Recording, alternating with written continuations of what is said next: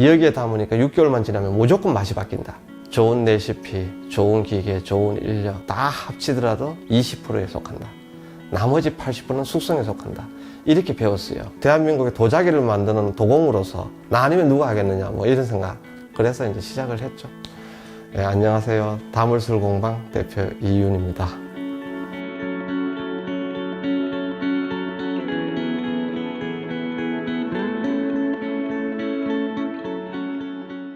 저희는 기본적으로 숙성을 시켜서 나가는 술입니다. 온기 숙성입니다. 그러니까 외국에서는 하지 않는 방법이죠. 우리나라에만 온기가 있으니까 아주 부드럽습니다. 온기의 그 특징 자체가 딱 찌르는 듯한 어떤 강한 맛을 많이 주게 해요. 순화시키는 어떤 기능이 가장 대표적인 기능이다 보니까 도수는 이때 마셨을 때 아주 부드러운 술이 되는 거죠. 여기는 발효실입니다. 모든 증류주는 기본적으로 막걸리를 만들어서 증류하는 거기 때문에 막걸리를 만드는 곳 이렇게 보시면 됩니다.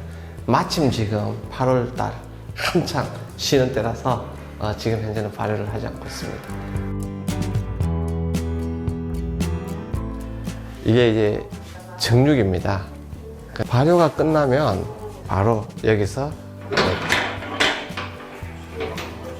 일이 들어가죠. 술이. 이것은 우리나라의 가장 좋은 기계. 왜냐하면 우리는 숙성을 시키는 집이잖아요. 만약에 내가 술을 숙성을 시켰는데 3년이나 5년 뒤에 그때 그 기계를 써보면 어떨까라는 생각을 가지게 되면 너무 처참할 것 같더라고요. 기분이. 그래서 좀 무리해서 산 건데 어쨌든 한 번도 후회는 없습니다. 지금까지. 거기에 원소주도 이번에 요거 2배 많은 걸 하나를 샀죠. 이제 증류된 놈은 숙성을 시켜야죠. 기본적으로 우리 집에서는 3년을 생각을 하는데 이 숙성을 한다는 것은 그만큼의 자본과 시간이 필요한 거잖아요. 낮은 도수의 경우에 6개월 정도로 해서 끄집어내고 41도나 55도 이런 부분은 이미 3년산을 제가 출시하고 있고요. 올해부터 이제 5년산.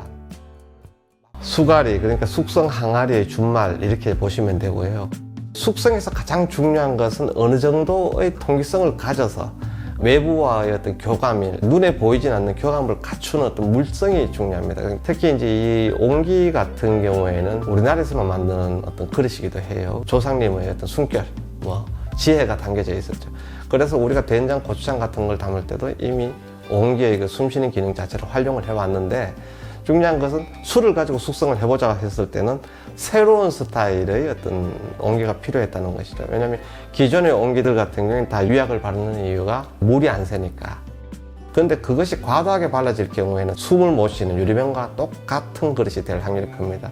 그래서 제일 처음에 수가리를 개발할 당시에 가장 첫째 조건이 유약을 바르지 않고 만들어지는 항아리를 첫째 조건 잡았습니다. 흙을 어떻게 만들어서 어떻게 제조해서 어떻게 굽느냐에 따라서 새지 않으면서 통기성을 어느 정도 확보할 수 있느냐. 4년 정도 걸렸던 것 같아요. 물론 도자기를 평생 직업으로 가지고 있었으니까 30년 도자기꾼으로서 이렇게 만들면 될 것 같다라는 설계는 나왔는데 그 다음 중요한 것은 현실화 시키는 문제였거든요. 그래서 그걸 현실화 시키는 과정에서 무조건 섞어보는 겁니다. 그 다음에 물을 담아요. 담아서 최소한 2달 정도를 견뎌봐야 돼요. 그랬을 때 이게 정말 통기성이 확보가 되는지 아닌지. 흙을 한 가지 흙으로 그렇게 나올 수 있지가 않아요. 그러니까 몇 가지 종류의 흙을 골고루 섞어서 그것들을 다시 계속 데이터를 잡아가는 거죠. 그때마다 최소한 3개월 정도는 물을 담아놓고 기다리는 거죠. 그렇게 해서 몇 개를 만들어서 기다렸다가 이거 아니나 보대 다시 없애고 또 하고. 그래서 그렇게 하니까 한 4년 정도 걸렸던 것 같아요.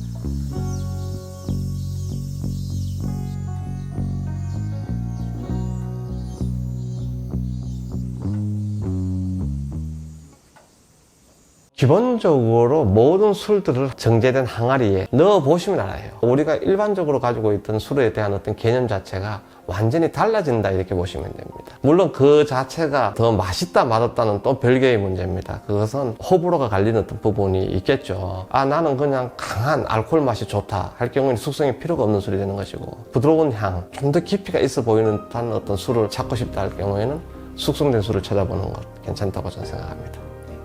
여기서 이제 사실 좀 국수남 배상민 회장님 말씀을 좀 드려야겠는데, 그분이 엄청 성공했잖아요. 사실 국성당을 창업하시고 큰 성공을 했음에도 불구하고 정말 해보고 싶었던 건 마지막 하나가 소주 사업이에요. 술을 배러 갔는데 옥상에다가 그 많은 우리나라에 있는 모든 항아리를 갖다 놓고 실험을 했는데 술이 안 된다는 거예요. 숙성이 안 된다는 거죠.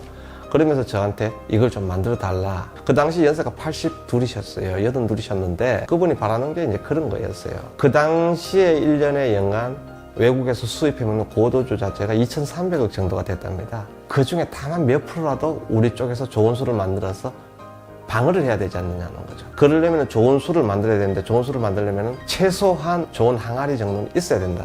그땐 젊었었거든요, 제가. 젊은 혈기에 대한민국의 도자기를 만드는 도공으로서 한번 해볼 만한 게 아닌가. 나 아니면 누가 하겠느냐, 뭐 이런 생각. 그래서 이제 시작을 했죠. 웬만한 데는 다 한두 개씩 다 가져갔고, 원소주, 모월, 신선주도 가져가 있고, 내변산 양조장, 백제소주 나오는 곳. 그래서 전 잘 살아요.